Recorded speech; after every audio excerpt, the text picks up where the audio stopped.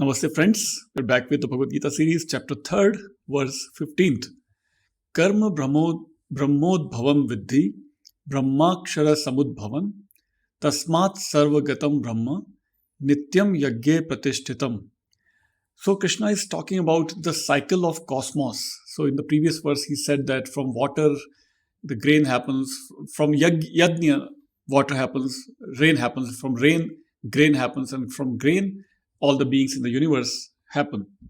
So similarly, continuing with that cycle of chain reaction that he has been explaining in the previous verse, he is saying the same thing. Arjuna, know that ritual action originates in Brahman. The Vedas give rise to the ritual, the yajnas. From Brahman arises from the imperishable. The Nityam, Brahman is Nityam. Therefore, the all-pervading Brahman is eternally established in the yajnam. From yajnam to Brahman, Brahman to yajnam, vice versa. So this cycle continues forever. So whoever lives on the earth, so that's the next verse, 16th verse, evam pravartitam chakram nanu varta yatiha yaha aghayurindriyaro ramo mogham partha sa jivati. So what he's saying is that whoever is following this cycle with detachment will be fine. But whoever is not following the cycle of cosmos will be in trouble. So what he's saying, he who does here on earth turn the wheel thus set in motion lives, Arjuna, maliciously, full of sense delights and in vain. So evam pravartitam chakram, that cycle that goes on.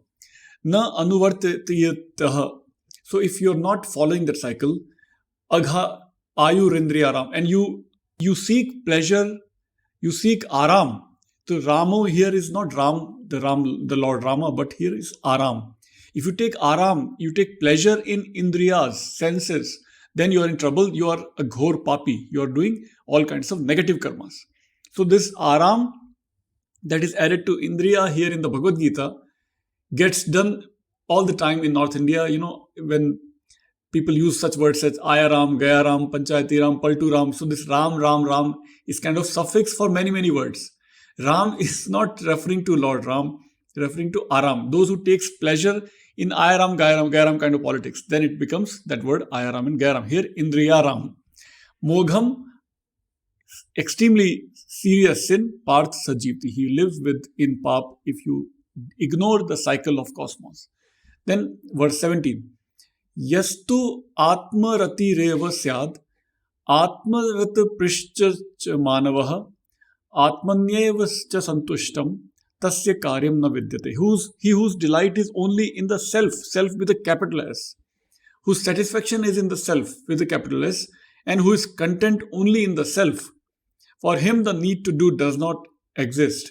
So Krishna is almost like talking about himself, that he is supreme self, supreme cosmic self, Brahman. He is delighted in his own self. He does not need others to delight, to receive any kind of pleasure. So his ultimate content, he's contented within himself. So doesn't need to act, doesn't need to bother about anything else.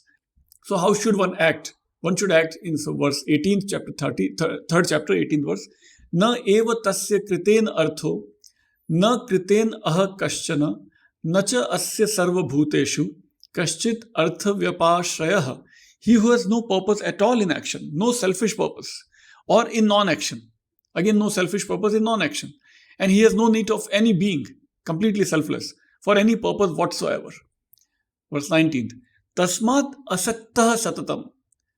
With that detachment, tasmat asaktah satatam karyam karmam samacharaha asaktah hi acharan karma param apnoti purushaha. A person, a purush. So purush here is purushaha. So pu is a long u here, long u, but usually purush is written with small u. Both mean the same thing. So to desire the supreme moksha kind of ultimate bliss, one should not get attached to the action, nor should one be attached with the non-action. Therefore, constantly unattached, perform that action which is your duty Indeed, by performing action while unattached, a person attains the supremehood, the moksha. The param gati is obtained only by such an action. Verse 20. Karmanaiva hi sansiddhim asthita janakadayaha loka sangraham eva api sampashyan kartum arhasi.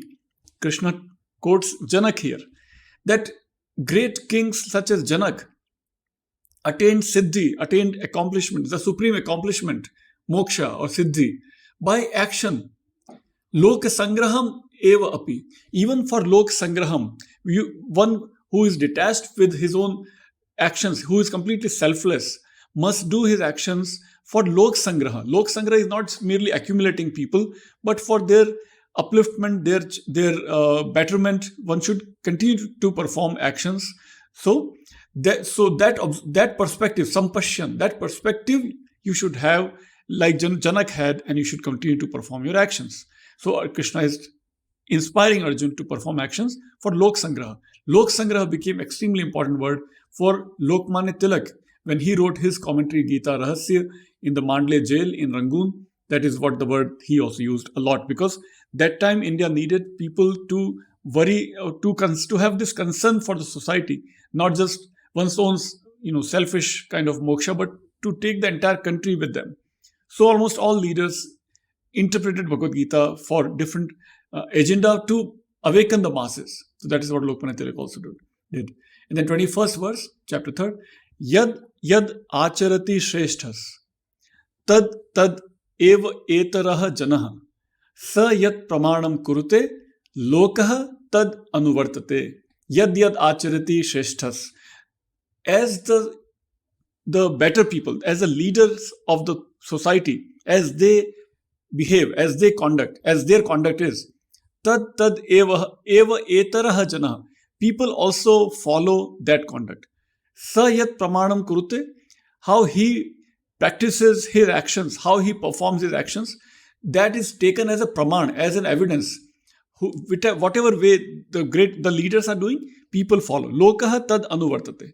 People follow the leaders. So leaders should be very careful how they perform their actions. They should be extremely careful.